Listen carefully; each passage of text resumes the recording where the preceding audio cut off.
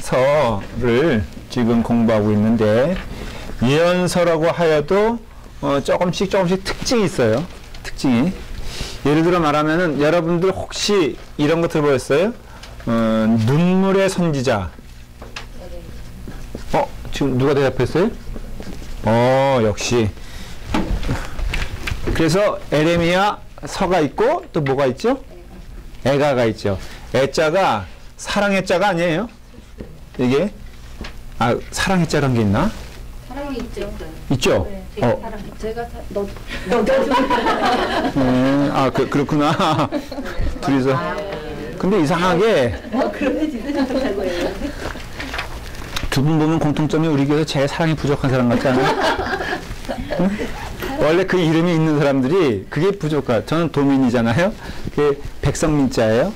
길도자에다가. 그 백성이 없어요? 아니 그게 아니라 그래서 놀림 받은 게 이게 이름이 길도 하면은 백성민자 하면은 길가에 자는 사람 해서 그 홈레스를 얘기하는 거거든요. 그 우리 아버님 근데 이게 길도가 또 도를 말하는 거 되기 때문에 백성을 인도하는 사람 이런 뜻이에요. 아버님이 생각한 거는. 자, 하여간 그래서 그러니까 에레미야는 눈물의 선지자라고 그래요. 아주 단순하게 말하면 정의의 선지자라는 사람도 있어요. 누굴까? 아모스예요, 당연히. 그래서 아모스 하면은 뭐의 정의? 하나님의 정의. 그러니까 이렇게 말하는 것은 사람의 정의도 있다 없다. 있다는 걸 말하죠, 그죠? 그러니까는 교회는 이것을 잘 구분하고 깨닫는 것이 중요한 것 같아요. 그래서 하나님의 정의가 강같이 흐르게 만드는 것, 이것이 아모스의 큰 주제가 돼. 그래서 아모스서를 읽으면은 하나님의 뜻에 따라 사는 것이 무엇인가를 더 분명하게 알 수 있죠. 우리는 그것을 많이 배워왔어요. 그렇죠? 여러분들 아모스서 다 읽어왔죠? 당연히 몇 번씩 계속 읽으라고 했죠? 대답 안 하세요? 네, 읽어오셨죠? 자, 그러면은 한번 1장부터 쭉 그냥 한번 훑어볼게요. 먼저는 1장에 보면은 이스라엘 이웃나라에 대해서 내리시는 벌에 대해서 쭉 나오고 있어요. 여러분 설명을 들었을 거예요. 그렇죠? 그래서 예를 들어 말하면은 담메색의 서너 가지 죄. 반복해서 이 아모스서는요 반복구가 많아요. 이게 강조하는 거란 건 여러분들 알고 계시죠?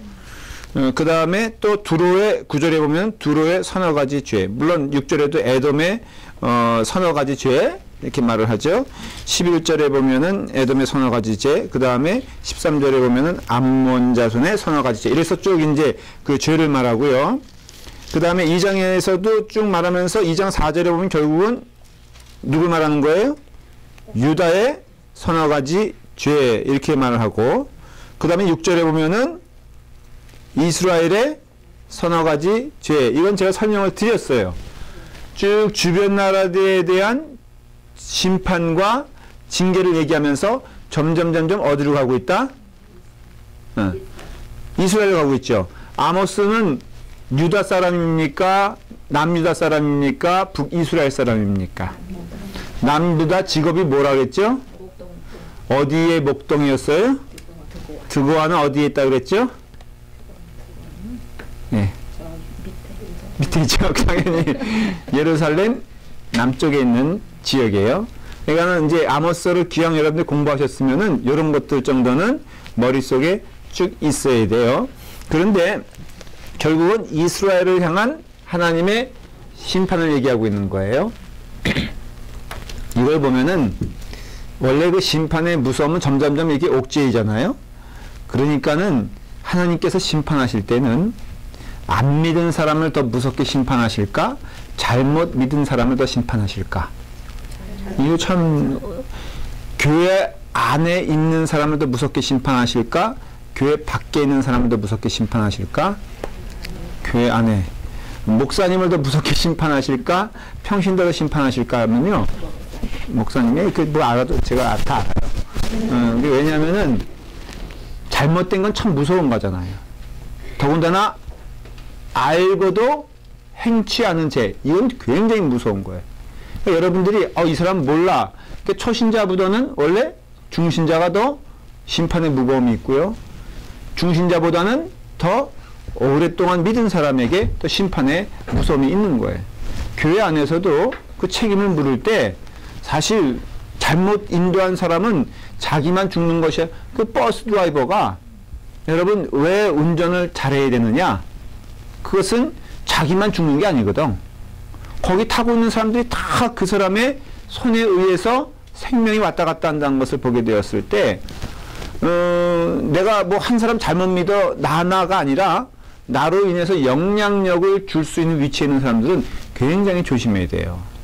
영적 심판에 있어서. 그래서 이제 그 얘기를 조금 우리가 유추해서 볼 수 있고요. 그 다음에 이제 3장에 보면 그 심판에 대한 얘기가 또 나오죠.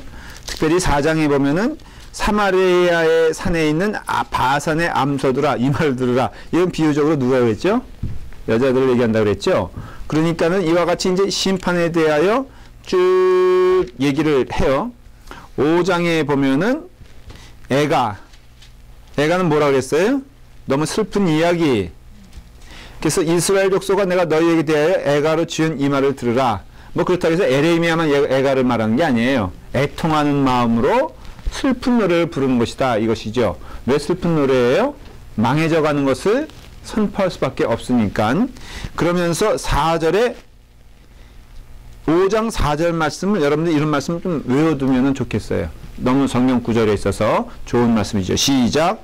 여호와께서 이스라엘 자손에게 이와 같이 말씀하시기를 너희는 나를 찾으라 그리하면 살리라. 이거예요. 딱 한마디로 말하면은 너희는 나를 찾으라 그리하면 살리라. 자꾸 우리가 삶을 얘기하고 생명을 얘기하는데 교회 안에서도 그래요. 어떤 많은 분들이 좀 생동감 있게 믿음 생활 했으면 좋겠다 그러는데 그 말이 너무 오염되고 사실은 어뷰즈되고 잘못 사용되고 있어요. 왜냐하면은 교회 안에서 생동감 있다라고 보통 사람들이 얘기하는 것은 뭐냐면은 뭔가 이렇게 좀 뭐 하는 것 같고 사람들은요 하는 것 같은 것을 좋아해. 뭔가 이렇게 모여서 뭘 만들면은 그래서 사람들은 이 삶과 생명을 오해해요. 근데 자 보십시오. 어머니의 사랑이 있는 반찬은 맛있죠. 그쵸? 근데 맛있는 반찬이 그 아이를 구하지 못하죠. 이 말이 이해가 되나? 아주 가장 전문적인 요리사를 집안에 어떤 뭐 요리사로 하이어할 정도의 재력이 있다 할지라도 그 아이가 아름답고 귀하게 자라는 데는 사실은 엄마의 손길이만 알 수가 있잖아요. 그러니까는 엄마의 사랑이 있기 때문에 그 반찬이 의미가 있는 것이지 반찬이 좋기 때문에 그 아이가 의미 있는 것은 아니에요. 이게 말이 좀 어떻게 표현하면 될까? 고아원을 보면요. 제가 고아원 문화를 잘 알아요. 왜냐하면 제가 고아로 자란 게 아니라 저희 교회에서 이렇게 바로 옆에 고아원이 있었고 저희 아버님이 이사장이었기 때문에 거길 저희가 한 달에 한 번씩 방문했거든요. 늘 제가 그 퀘션이 뭐였냐면 반찬이 아니라 좋아. 그래서 우리 집사님은 교회 오는 날을 손꼽아 기다린다 그랬죠. 저는 고아원 가는 게 나름대로 그 포식할 수 있는 좋은 기회였어요. 가면요 오렌지도 저는 거기서 처음 봤고요. 그 다음에 우유 항상 먹어. 어떻게 된 게 거기 있는 동네 그 평민들은 우유 같은 거 꿈도 못 꾸는데 그 고아원 애들은 우유를 먹더라 이거예요. 그 다음에 옷도요. 우리는 이렇게 다 시장에 떨어지는 거 뭐 그런 거 있잖아요. 걔네들은 미제 입어 미제. 여러분 우리가 상황 알 거예요. 미국에서 오는 것은 모두 좋다 그랬죠 그때? 그런 말 있어요. 미제는 똥도 좋다 그랬어. 그러니까는 환경적으로 보면 그 아이들이 잘 이렇게 먹고 입고 하는데도 결국은 누가 더 건강하게 자라는 것이냐? 나 같은 사람이 건강하게 자라는 거예요. 왜냐? 가정이 있거든. 어머님의 사랑이 있거든. 그러니까는 이 삶과 생명이란 것도요, 하나님과 연결되어 있지 않으면은 그게 삶이 아니고 생명이 아니다라는 것을 알 수가 있어요. 그러니까는 여기서 말하는 말씀이 참 진리예요. 너희는 나를 찾으라. 그리하면 살리라. 거꾸로 말하면은 너희가 나를 찾지 않으면은 너희는 죽으리라 이거거든요. 그러니까는 근데 죽습니까? 죽는 거 못 봤는데요. 그 영혼의 상태를 이해하지 못하기 때문에 그래요. 여러분들 죽는다는 것은요.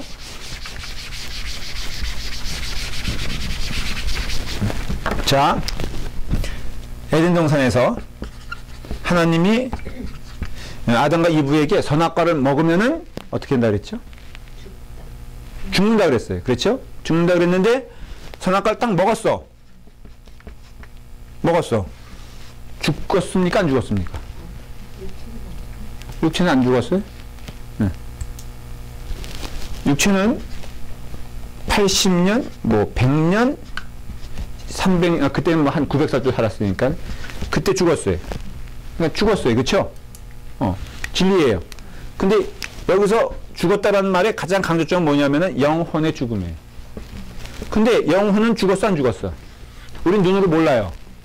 그 사람이 죽은지 안 죽었는지. 그런데 성경은 죽었다라고 말해요. 왜냐면은 그 죽음은 뭘 의미했냐면은 하나님과의 단절을 의미하는 거거든요. 여러분, 좋은 관계를 맺다가 그 사람과의 관계가 끊어졌을 때 여러분들은 죽는 경험을 해요. 혹시 연애를 뜨겁게 해보신 적 있으세요? 없어요? 진짜 말해봐. 진짜 캐묻지 않을 테니까는. 장로님 혹시 있으세요? 아니, 결혼 전에. 제가 뭐 결혼한 사람과 얘기하는 거 아니에요, 지금? 결혼 전에 있잖아요, 그쵸? 있으시던데. 얼굴 들어오니까 다. 잠깐 그런 조설적인 얘기 하지 말라니까. 통계를 봤더니요, 결혼 전에 사람들이 3명은 만난대요. 그게 정상이라는 거예요. 여러분들 만일에 지금 결혼한 남편과 뜨겁게 첫사랑이고 이거 정상이 아니야, 이거는. 3명 정도 만나는데, 우리는 그걸 경험하잖아요. 그렇죠? 정말로 사랑을 했는데, 어떻게 돼서 어쨌든 그게 딱 끊어졌어. 그랬을 때 영혼의 단절을 경험한 적 없어요? 잠을 못 잔 적 없어? 그런 거 없어? 있죠? 정말로 잠을 못 잔 적 있죠? 저는요, 하늘이 무너지는 줄 알았어요. 무너진 거를 들었어요. 그랬는데, 그게 바로, 그러니까 다 의미가 없어. 이것도 들은 얘기예요, 제가. 들은 얘기인데, 딱 그렇게, 이게 그런 경험이 딱 생기면요, 여러분 밥 먹는 게 즐거워? 응? 학교 가는 게 의미가 있어요? 돈 버는 게 의미가 있어요? 아무런 의미가 없어. 그냥, 물론 나중에 회복이 되지만, 어쨌든, 우리는 그 영혼의 단절을 경험했을 때, 그 나머지 모든 것들이 의미가 없다는 것을 알아. 또 거꾸로, 그분과의 관계가 온전히 되면요, 그래서 우리 노래에도 지나가는 구름도 살아있는 것 같고, 지나가는 참새도 우리의 사랑을 노래하는 것 같고, 내 다리는, 그래서 그 노래 그런 거 있잖아요. 그녀를 만나기 전 100m. 거기 보면은 가사가 어떻게 되죠? 까먹었는데, 그녀를 만나기 전 거울도 보고 하면서, 근데 마찬가지예요.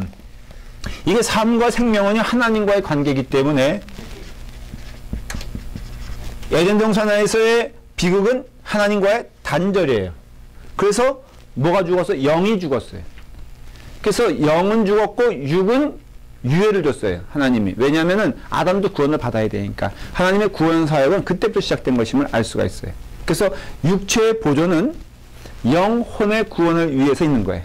그러니까 우리도 어떻게 보면 참 우리의 머리는 우리는 그럼 태어날 때 죄의 영향에 태어났는데, 그러면 우리는 태어날 때부터 하나님 만나기 위한 고생길을 하나님께서 허락한 것이냐? 질문이 많아요. 그렇지 않아요? 우리는 어차피 죽어갈 인생으로 태어났는데 왜 죽어갈 인생을 하나님이 생명을 주시느냐? 이런 질문도 나와요. 아주 신학적으로 들어가면은 그 하나의 문제 가지고도 아주 엄청난 질문들이 많아요. 그러니까 인간은 질문이 많은 존재예요. 그런데 이와 같이 하나님과의 단절이 결국은 생명, 죽음을 말하는 것이라고 했을 때, 우리도 결국은 하나님과의 단절된 상태로 가면요, 먹으나 먹는 것 아니고 입으나 입는 것 아니고 숨을 쉬나 숨을 쉬는 게 아님을 알 수 있어요. 교회 안에서도 여러분 주일날에 예를 들어서 왔다.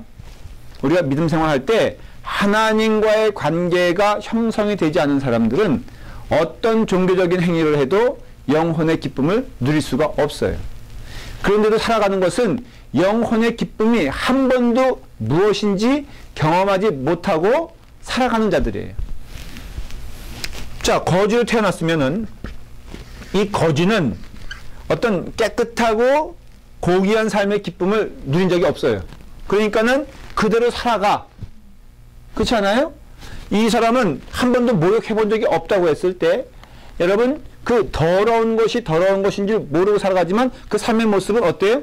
비참한 것처럼 우리의 삶도 예수 그리스도를 한 번도 영접해 보지 못한 사람들은 그냥 이게 이건 줄 알고 교회 생활도 한 번도 구원을 경험해 보지 못한 사람들은 또 기도의 은혜도 마찬가지예요. 기도도 기도의 기쁨을 경험하지 못한 사람들은 기도하지 않고도 살아갈 수 있어 없어? 정직하게 말해봐요. 기도 안 하면 죽나? 살아가는데 그 살아가는 모습과 생각하는 그 모든 것이 어때요? 비참하지 않아요?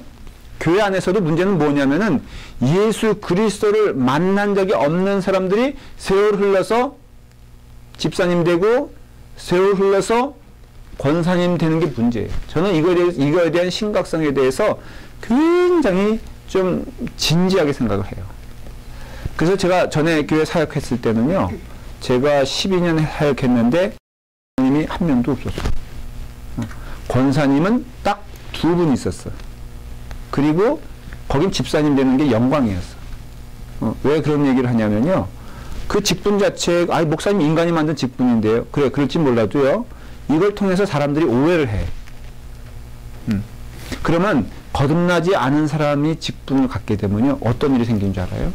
세상적인 원리로 교회를 이해하기 시작해요. 그러면은 사람들에게 호소력 있는 것도 세상적인 먹을 걸 사주고 또 사랑이라는 걸 이용해가지고 정의라는 걸 이용해가지고 계속해서 자기 사람을 만들려고 하는 수고함이 있어요. 그럼 결과는 어떻게 돼요? 교회는 문제가 되는 거예요. 이와 같이 우리가 깨닫게 되는 것은 하나님과의 단절은요, 모든 것에 있어서 답이 안 나와. 그런데 하나님과의 더불어 관계에 있는 자들은요, 참 삶과 참 생명이 있기 때문에 결국은 아모스에서 말하는 그 정의라는 것은요, 하나님의 정의를 말하는 거거든요.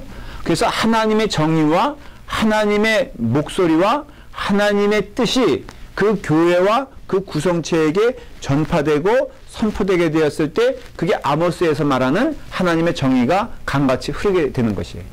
그래서 교회는요, 부단히 이 일을 가지고 수고하고 땀을 흘려야 돼요. 여러분들이 영적인 도전을 제가 좀 드리면요, 우리 교회 딱 그러기에 좋은 구조를 가지고 있어요. 한 군데서 밥을 먹지 못하고, 이게 밥 먹는 공동체가 얼마나 중요한지 알아요? 여러분들 밥 한 끼, 밥 두 끼, 밥 세 끼 먹으면 정 생기는 거 알죠? 그래 안 그래요? 근데 우리 교회는 구조상 우리 딱 일단 연세 드신 분들은 딱 친교실에 일단 자리를 잡으셔.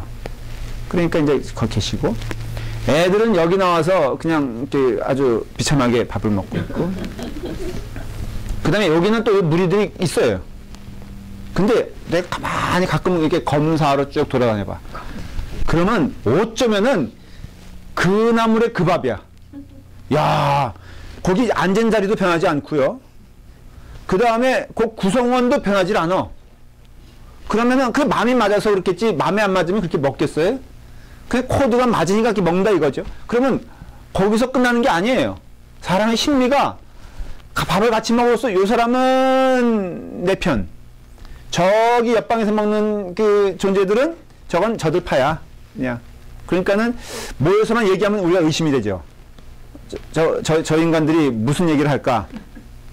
괜히 불안해지고, 이렇게 되다 보니까는 솔직히 문제될 요지가 있어요. 난 그래서 이거는 어떻게든지 하여간에 천막이니까 한번 다 같이 먹을 수 있는 데를 만들어야 돼. 우리 교회 이거는 기도 좀 맞아요, 틀려요. 그렇죠? 그래서 맨날 섞어. 번호판 줘가지고, 그래가지고 매일매일 섞고, 하여간에 몰라요. 제가 왜 우리 교회에서 이걸 느끼냐면요, 실제로 그렇기 때문에 그래. 그리고 젊은 사람들도 마찬가지고 연세대도 같이 밥 먹는 그룹은 이거는 마음이 편하고, 한 번도 밥을 안 먹은 그룹은 근데 그거를 막을 수는 없죠. 근데 깨달아야 돼. 성경 공부를 해야 돼. 그래서 이것을 배워야 돼요. 그러면 밥 먹어도 상관없어. 내가 이 사람과 매일 밥 먹어도 오르면은 함께 가는 거고 하나님의 뜻이 않으면은 거부해야 되는데 우리 인간은 하나님의 뜻보다는 인간의 뜻에 뭉치기 때문에 지금도 봐요. 여기 이렇게 맨날 앉잖아. 그리고 여기 앉고 그러면은 파가 쪽파가 돼버린다. 근데 우리는 알아요. 성경 공부하기 때문에 이런 게 아무것도 아니라는 거. 맞아요, 틀려요. 김본원 집사님, 지금 윤영 집사님하고 가장 먼 거리에 있는데 가장 멀어요? 그 몸은 옆에 있지만은 영혼은 동일하게 되어야지. 제가 왜 이런 걸 강조하냐면요. 목회자 사회에서도 똑같이 경험이 돼요. 저하고 친구 있거든요. 그 친구랑 있으면은 맘 편한 사람이 있다고요. 그렇지만은 그거는 일을 할 때는요 좀 냉정해져요. 냉정해진다는 것보다도 공평해져야 된다고 믿어요. 나랑 밥 한 번 먹지 못했어도 그 사람 열정을 보고 그 사람의 순수한 그 목적을 보고 그것이 옳다고 생각하면은 내 친구라 할지라도 옳지 않은 거 옳지 않은 거지. 아, 이런 마음을 나만 갖나? 난 그래서 내가 내 스스로 멋있다고 생각을 해. 멋있잖아. 네? 나도 멋있어. 다 멋있어? 장로님도 멋있죠? 우리 장로님도 딱 이게 하나님의 뜻과 친구와는 틀린 거죠. 아, 이게 기회가 길어지는데 지금 이 얘기가 굉장히 중요하기 때문에 그래요. 이게 하나님을 믿어야지 사람 믿으면 안 돼. 언젠가는 이렇게 강조하다 보면 이게 열매가 이루어지겠죠? 제가 어떤 성도 붙잡고 한 번은 하소연했어. 아니, 이게 워킹을 안 하는 것 같아요. 이렇게 얘기를 하는데 설교 그 메시지 이렇게 들었으면은 뭔가 이해되는 바가 있어야 되는데 하는 얘기 보면 엉뚱하고 하는 행동 보면은 말도 안 되고 말도 안 되는 것 때문에 싸우고 지지고 볶고 언제 주님의 할 거예요 이거 아마 이렇게 흥분되기 시작하면요. 근데 문제는 성경 공부 나도 이거 많이 들어야지 효과가 되는데 이게 성경 공부하는 자들도 교회 안에서 소수가 돼버리니 일을 어떻게 하면 좋을까? 제가 물어봤잖아요. 어떻게 하면 좋을까? 그냥 하지 마.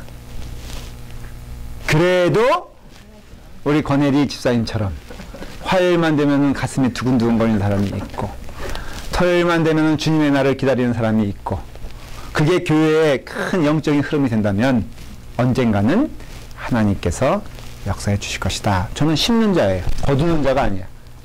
그래서 지금 요거예요. 요 얘기를 지금 아모스에서 계속 하고 있는 거예요. 그러니까 하나님의 생명이 우리 가운데 있느냐 지금 그 얘기를 하고 있어요. 그래서 아모스가 지금 계속해서 그걸 주장을 해요. 여호와 찾으라 뭐 이제 그거예요. 그래서 14절에도 5장은 참 우리가 귀하게 여겨야 될 말이 많아요. 14절 한번 읽어볼까요? 시작. 너희는 살려면 선을 구하고 악을 구하지 말지나 만군의 하나님 여호와께서 너희의 말과 같이 너희와 함께 하시리라. 이거는 여기는요 이 아모스서 정도가 되면요 해도 좋다 안 해도 좋다가 아니에요. 여러분 이건 지금 이제 막판을 향해 나가는 거잖아요. 그러니까 이것도 시기적으로 이런 말씀이 사실은 다윗의 어떤 고백이라든가 아니면은 뭐 창세기 이런 데에는 나오지 않는 말씀들이에요. 이거는 진짜 지금 이제는 점점 이스라엘이 마지막 막판을 향해 나가는 그 시점에서 너희가 살기를 원하면은 이런 뜻이에요. 너희가 사느냐 죽느냐 문제까지 왔다는 것이에요. 근데 오늘도 똑같은 메시지예요. 우리가 지금 이거는 그냥 있으면 좋고 없으면 할 수 없는 게 아니라 사느냐 죽느냐의 문제 가운데 왔어. 그러니까 하나님을 따르겠느냐 아니면 인간을 따르겠느냐 하나님을 믿겠느냐 아니면 사람을 믿겠느냐라는 질문을 지금 계속하고 있고요. 18절 보면은 시작. 화 있을진저 여호와의 날을 사모하는 자여 너희가 어찌하여 여호와의 날을 사모하느냐 그날은 어둠이요 빛이 아니라. 이게 우리가 주님께서 우스갯소리로 기도할 때 주님 나타나 주세요 그러는데 주님 안 나타나시는 이유가 있다는 거예요. 왜냐면은 나타나면은 큰일 날 사람들 많다는 거예요. 여러분 지금 주님 재림하시면은 여러분들 어떨 것 같아요? 이런 질문하게 되잖아요. 그래서 지금 이런 것들을 이제 쭉 얘기하고 있고요. 7장부터는 완전히 이제 재앙이 쏟아지기 시작해요. 메뚜기 재앙 나오죠? 불재앙 나오죠. 그 다음 다림줄 나와요. 그 다음에 8장 9장 이제 딱 이렇게 이 심판에 대해서 얘기하는데, 오늘 좀 제가 더 얘기하고 싶은 게 뭐냐면요, 하나님의 심판의 성격과 원인에 대해서 말씀을 드리려고요. 그러니까 하나님의 심판은 무엇으로 나타나는가에 대해서 아모스서를 통해서 이제 보여지는 것들이 있음을 알 수가 있어요. 자, 하나님의 심판은 좀 이상한 얘기지만 자비함으로 나타나요. 다시 말하면 이런 뜻이에요. 하나님의 심판의 때가 임하잖아요. 그러면은 하나님의 자비하심도 더불어 넉넉해지는 것을 봐요. 그러니까 하나님의 심판의 때가 일어섰을 때는 하나님의 자비도 분명하게 보여진다는 거예요. 그 이해가 좀 되시길 바라요. 자, 좀 설명을 드릴게요.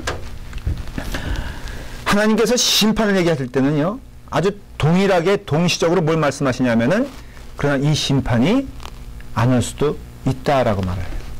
그러니까 하나님께서 그 한 입으로 두 말을 하시는 거예요, 안 하시는 거예요? 자, 이때 신학적인 질문을 해요. 하나님의 마음도 변하시는가? 이거 질문이 되잖아요.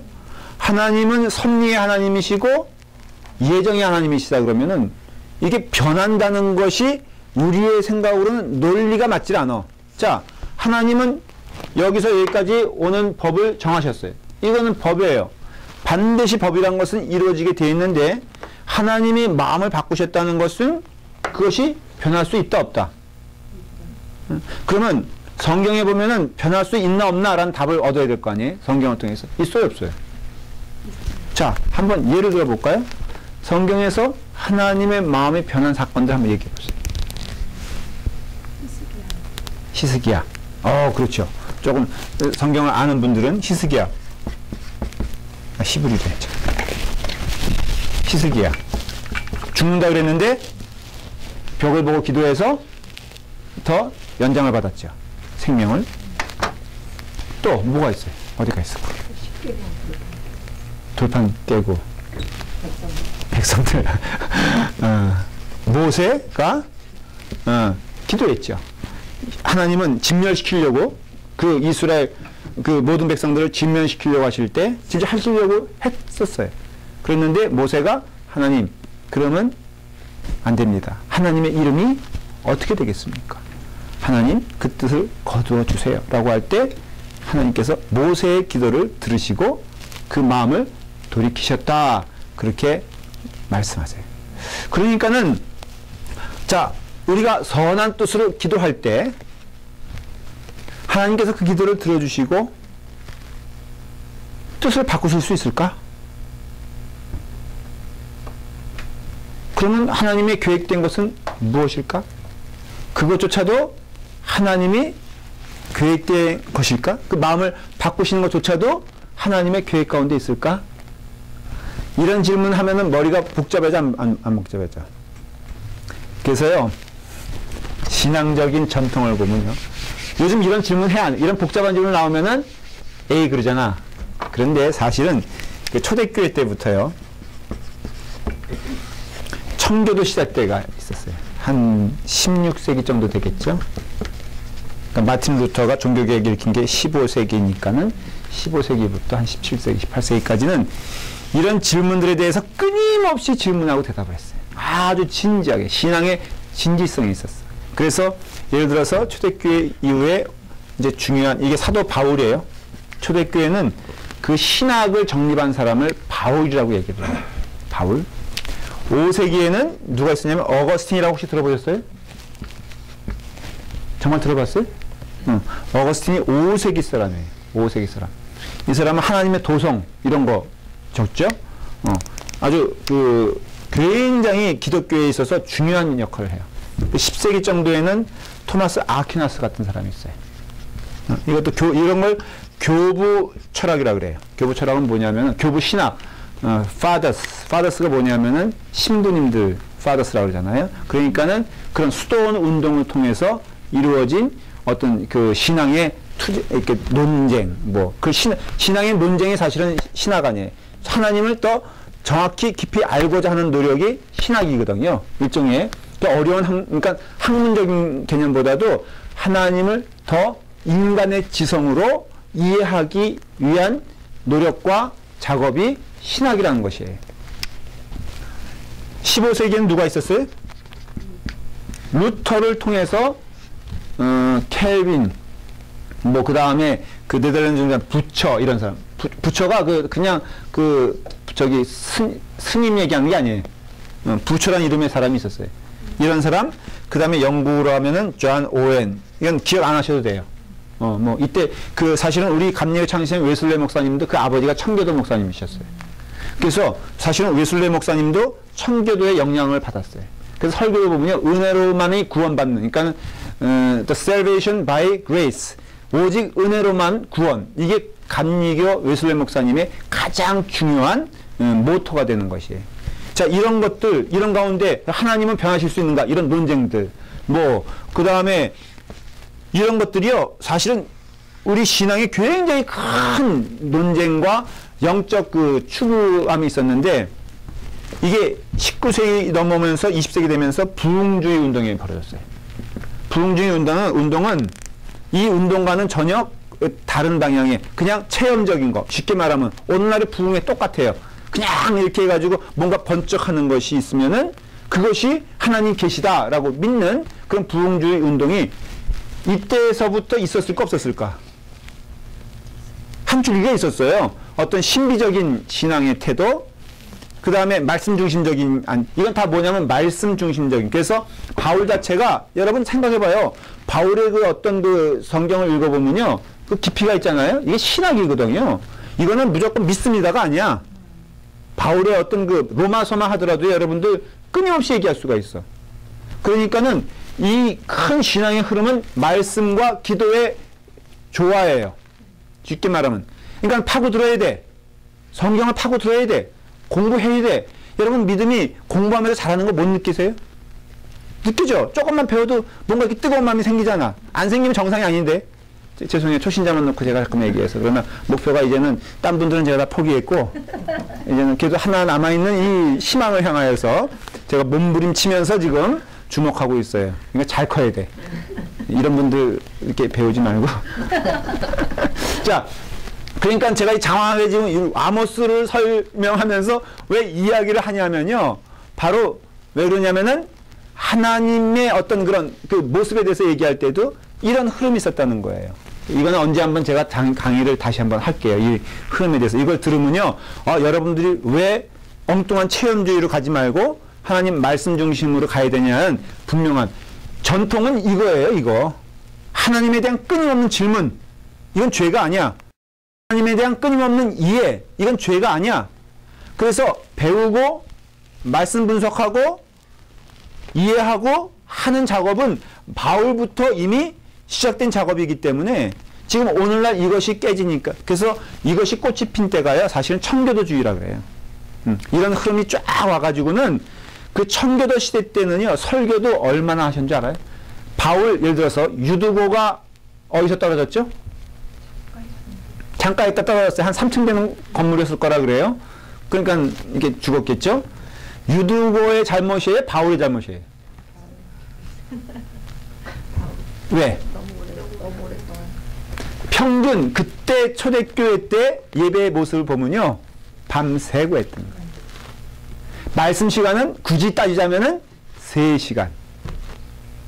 여러분 3시간 말씀 들으면 견디겠어? 못 견디겠어? 더군다나 그 당시엔 노예들도 왔어요. 그러니 얼마나 유두고가 피곤했겠어. 오죽하면 창터에 걸쳐 앉았겠어. 난 그 생각하면은 바울 나쁜 사람이라고 생각해. 유두고가 참 불쌍한 거야. 그랬는데 청교도 시대 때 설교 평균 시간이 얼마인 줄 아세요? 2시간 반. 오늘날에 여러분 30분 넘으면 몸을 비틀고 난리를 치죠. 저한테 와서 누가 한번 그러더라고. 목사님 적정한 설교 시간은 10분에서 15분입니다. 제가 그러면 듣지 마세요 그냥. 그런데 이게 사라져버리고선 고민을 안 해. 그냥 자기 식대로 믿는 거야. 여러분, 교회는요, 말씀이 살아야 돼. 자, 그래서 이제 하나님의 그 심판의 성격 넘버원이 뭐냐면은 자비로. 이게 무슨 소리냐? 7장 3절 한번 보세요. 자, 참 재밌는 말씀이 나와요. 3절 시작. 여호와께서 이에 대하여 뜻을 돌이키심으로 이것이 이루어지지 아니하리라 여호와께서 말씀하셨느니라. 좀 이상한 말을 하죠? 그렇죠? 한번 또 볼까요? 6절 시작. 주 여호와께서 이에 대하여 뜻을 돌이켜 주 여호와께서 이르시되 이것도 이루지 아니하리라 하시니라. 그러니까 지금 아모스서의 좀 특징이 뭐냐면 반복되어지는 얘기들을 해요. 그러니까 지금 이것은 첫 번째는 그 여러분들이 7장 3절 읽었는데 7장 1절부터는 메뚜기 재앙을 얘기하고 있어요. 그 다음에 4절부터는 불심판을 얘기하고 있어요. 그런데 기껏 얘기해 놓고 뭐라고 말씀하시냐면은 내가 이것을 이루지 아니할 수도 있다, 그런 뜻이에요. 내가 이것을 어떻게 하면은 뭐 하면 있겠죠, 그렇죠? 뭐 하면은 이루지 아니하리라, 그런 뜻이에요. 여기서 뭐예요? 당연한 거죠. 호세아서에서의 주제는 뭐예요? 돌아오라는 거거든요. 아모스서도 뭐예요? 회개하라, 그런 뜻이에요, 사실은. 그러면은 내가 이것을 이루지 아니하리라, 뭐 하면? 회개하면. 그러니까는 답이 나와요. 뭐냐면은 인간의 입장에서는 가장 시급해야 될 게 뭐예요, 지금? 회개하는 거예요. 왜? 하나님은 뜻을 돌이키시는데 회개하는 자의 기도를 들으시고 뜻을 돌이키시기 때문에 그래요. 그러니까 우리는 능력자를 사모할 필요도 없어요. 우리는 어떤 일에 대하여 인간이 무엇을 이룰 것이라는 것도 기대하면 안 돼요. 오직 하나 있다면 우리 서로 회개하면서 하나님께 나아가게 되었을 때 하나님께서 놀라운 역사를 우리 가운데 보여주실 것이에요. 자, 우리 교회, 라팔마 교회? 아니지. 내가 가끔 이래요. 이렇게 쓰기도 어려운데, 그치? 팔마 교회가 있는데 지금 우리 교회를 향한 하나님의 음성을 여러분들 들을 수 있어요? 난 들을 수 있어, 솔직히. 지금 그렇게 잘 이루어지지 않을 수 있어도 나는 하나님이 원하시는 게 뭔 줄 알아. 뭐 같아? 네. 뭐 같아? 회개해야 돼, 회개해야 돼. 너무 이건 여러분들 좀 듣기 싫어도 들어야 돼. 왜냐하면 저는 여러분들보다 늦게 온 사람이기 때문에. 그쵸? 저는 우리 라팔마 교회 문화에 익숙하지 않은 사람이에요. 그래서 볼 수가 있는데 진짜 고집들 세. 근데 정작 성경 공부에 나오는 분들은 한 분도 그런 분이 없어. 여기는 권사님부터 해가지고 다 잠깐 저를 또렷하게 보세요. 부담스럽게 너무 쳐다보지 마세요. 어? 여기 있는 분들은 저기 한데 우리 지금 딴 거 할 게 없어. 회개해야 돼, 진짜로. 그래서 그리고 누군가는 기도해야 돼. 누군가는 올바른 길을 가야 돼. 그게 일단은 말씀 공부에 나오신 분들은 들으니까는 유념해서 들으세요. 우리 교회는요, 이거 교육관 그러면 지지 말아야 되냐? 늘 얘기했죠. 이거는 가는 거야. 하나님 주시는 또 축복이에요. 이거는 가는 거야. 그렇지만은 정말 이곳에서 자라야 될 영혼들의 축복을 기억해야지, 기뻐해야지, 건물 자체를 기뻐하면 안 된다, 이거예요. 어느 교회 제가 아주 재미난 걸 발견했는데 그건 사기에 가까운 거예요. 교회에 이렇게 쭉 광고들이 나오더라고요. 제가 화장실에서 할 일이 없으니까 그거 보고 앉았잖아요. 이제 이렇게 나온 우리 여성교회 뭐 그래서 근데 교회도 쭉 나오는데 어느 교회 보니까요 그 조감도를 실었더라고. 근데 그게 모습 그렇지 않거든. 그런데 가만 맨 처음엔 내가 잘못 봤나 했는데 교회가 너무 럭셔리하고 멋있는 거야. 그래서 내가 그냥 속으로 생각하기에 이걸 왜 이렇게 할까? 이거는 아니다. 지금 우리 교회를요 어떻게든지 그 멋있게 보이려고 사진은 이 각도에서 찍고 저 각도에서 찍는데 나와 안 나와? 안 나와. 그 하나님의 뜻이에요. 무슨 뜻이냐? 우리가 정말 회개해야 될 것은요 외향적인 것이 아니라 하나님께 회개하는 영혼들이 있어야 돼요. 그리고 하나님이요 뜻을 돌이키시어 우리로 하여금 올바른 길을 가게 하여 주시옵소서. 불평하는 자는 결국은 하나님의 사람이 아니에요. 그러니까 여러분들이 그것을 깨닫는 순간 그 뜻은요, 내가 그러니까 우리 교회 봤을 때 너무너무 어떤 사람 그래요. 목사님 저 마음이 불편해요. 왜? 우리 교회 보니까요, 희망도 없고, 우리 교회 얘기하는 게 아니에요. 예를 들어 말하는 거예요. 라팔마교는 정말 희망이 있어. 보니까는 분위기도 그렇고, 어쩌고저쩌고 하면서 난 정말 여기서 믿음 생활하기 어려워요. 정말로 당신이 그것을 깨달았다면 그렇게 말을 하면 안 되지. 진짜 영적으로 그것을 깨달았다면은 그렇게 표현하면 안 되지. 어떻게 표현해야 돼요? 목사님, 우리가 이런 문제 있는 건 알잖아요. 저는 정말 기도하길 원하고 제가 먼저 기도할게요. 그리고 목사님 시키신 일 있으면 시켜주세요. 우리 교회가 힘든 거 알지만은 누군가 한 사람이 여기서 하나의 불꽃이 되어야 된다면은 그것이 바로 제가 되었으면 좋겠어요. 앞으로는 피하지 않을게요. 앞으로는 외면하지 않을게요. 내게 주신 사람들을 성실하게 하는 그 은혜를 보고하는 거예요, 지금. 김광현 집사님 속장이죠? 앞으로는 불평하지 말고. 최경영 권사님 속장님이시죠? 그래서 그저 맡겨주신 영혼 하면은, 다 여기 다 보인 인물들이 다 있네, 우리. 그래서 그것이 바로 지금 하나님의 그 뜻이라고 하면 자비라는 것에 대해서 이것을 이루지 아니하리라 라고 한다면요, 언제나 뜻을 바꾸세요. 그러니까는 특징이 이거예요. 하나님의 자비를 얘기할 때는요, 하나님의 백성이 언제든지 올바른 길로 돌아오면은 하나님이 그 길을 바꾸시어서라도 하나님의 축복을 반드시 주신다, 안 주신다? 주신다라는 것이 하나님의 메시지예요. 그러니까 우리는 지금 뭘 해야 돼? 말한 대로 하나님의 길을 가려고 애를 쓰고 수고하면요, 하나님이 축복해 주시는데, 저는 이 말씀 기뻐해요. 소돔과 고모라에 의인이 몇 명 필요했죠? 10명이 필요했잖아요. 그래서 저도 이런 고백을 하게 돼요. 하나님, 저에게 10명의 사람을 주십시오. 그 누가 그랬더라? 제 이름은 지금 무디 목사님이 그랬나? 아마 맞을 거예요. 그 무디 목사님, 그 스카고의 유명한 무디 목사님 계시잖아요. 지금 옛날 얘기예요. 그 목사님이 이런 말씀하셨어요. 내게 10명의 참된 신자를 주시면은 제가 하나님이 명령하시는 것 무엇이든지 감당하겠습니다. 근데 가만 생각해 보면요, 많은 숫자가 아니야. 하나님의 방법은 결국은 소돔과 고모라의 의인 10명이고요. 그 다음에 하나님의 사람 누군가를 통해서 애굽이 축복받은 것은 어떻게 보면은 요셉 때문 아니에요? 굳이 그렇게 말한다면은 그 굶주림에서 애굽에 하나님 주시는 지혜로 인하여 구원받았잖아요. 그 다음에 그 요셉으로 인하여 이스라엘 그 야곱의 그 자녀들이 다 구원받았잖아요. 다윗으로 인하여 그 나라가 평화로웠잖아요. 그러니까는 우리 교회도 사실은 그런 역사가 필요해요. 누군가는 반드시 그 자리를 지키면서 하나님께서 기뻐하시는 일을 하는 사람, 하나님께서 원하시는데 그런 사람을 보게 되었을 때 하나님의 자비가 이루어진다는 것을 알 수가 있어요. 이게 조건적인 것은 아니고요. 그러나 결과적으로 보면은 조건일 수도 있어. 그러니까 하나님은 기도하는 자의 기도를 외면하지 아니하시고 하나님은 부르짖는 자의 그 부르짖음을 외면하지 아니하신다는 것이 아모스에서 보여주는 증거가 된다라는 것을 알 수가 있죠. 그렇죠?